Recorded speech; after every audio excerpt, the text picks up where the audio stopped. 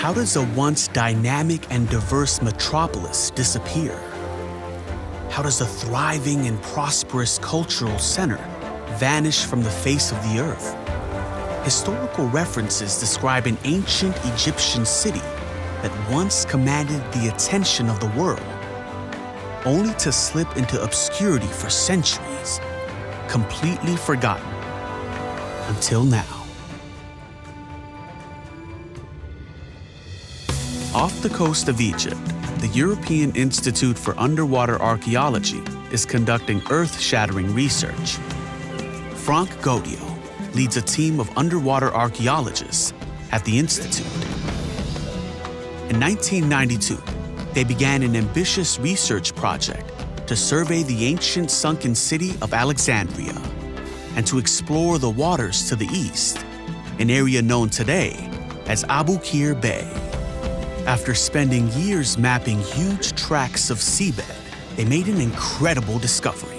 Beneath the Mediterranean waters, only a few miles east of Egypt's second largest city, lay a sunken world of temples and hieroglyphs, shipwrecks, and sanctuaries.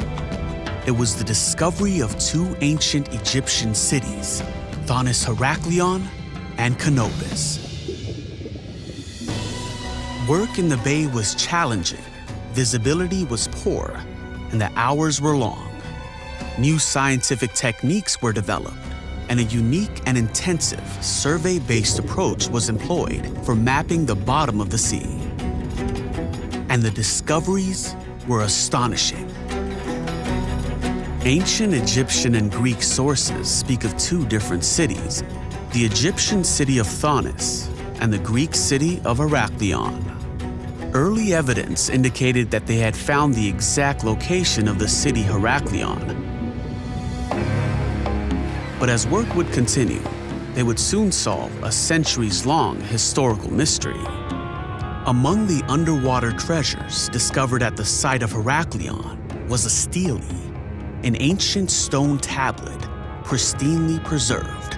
The stele features text that specifically mentions its location, the Egyptian city of Thonis.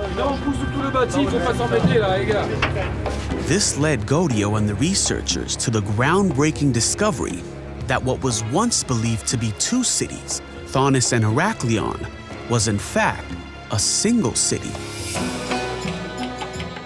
Other artifacts give us a clearer picture of what kind of city Thonis Heraklion actually was, the premier port in Egypt and a center for trade with the Mediterranean and world beyond. Excavations have uncovered 75 ships and more than 700 anchors, medals, pottery, statuettes, and coins from across the Mediterranean. This city was home to a diverse population. In addition to this maritime and economic activity, Gaudio and his team discovered evidence of the thriving religious life in this cosmopolitan city. At the center of it all was a monumental temple to Amun-Gareb, a holy place where pharaohs were required to visit to complete their ascension to the throne. Colossal statues, votive offerings, and ritual vessels reveal details of the inner workings of these sacred spaces and the mysterious ceremonies that were celebrated there. Perhaps the most significant discovery is what we now understand about ancient Egypt's most important religious celebration, the mysteries of Osiris. Until now, our limited knowledge was based mainly on temple and tomb carvings, but the findings at Thonis Heraklion have shed new light on the Osirian mysteries. Artifacts reveal previously secret aspects of the ceremony, and portions of the mysteries are documented by hundreds of recently discovered objects of personal devotion. In Thonis Heraklion, the multi-day ceremony came to an end with a sacred boat voyage to the neighboring city of Canopus. Canopus was an important city in its own right, famous for its sanctuary dedicated to the god Serapis, People from all over the world came here in search of miraculous healing. The temple was demolished in the 4th century AD, and its statues, altars, and shrines were destroyed, dumped, and buried. But how do two cities of such grandeur and cultural importance quietly disappear? How does a society forget that they once existed?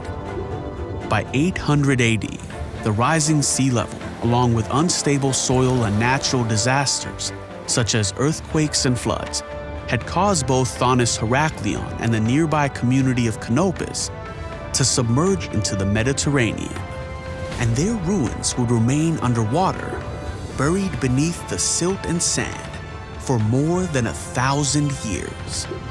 Gaudio and his team have been excavating these sites since their discovery close to 20 years ago, but just a small fraction, roughly 10% of their treasures, has been fully unearthed.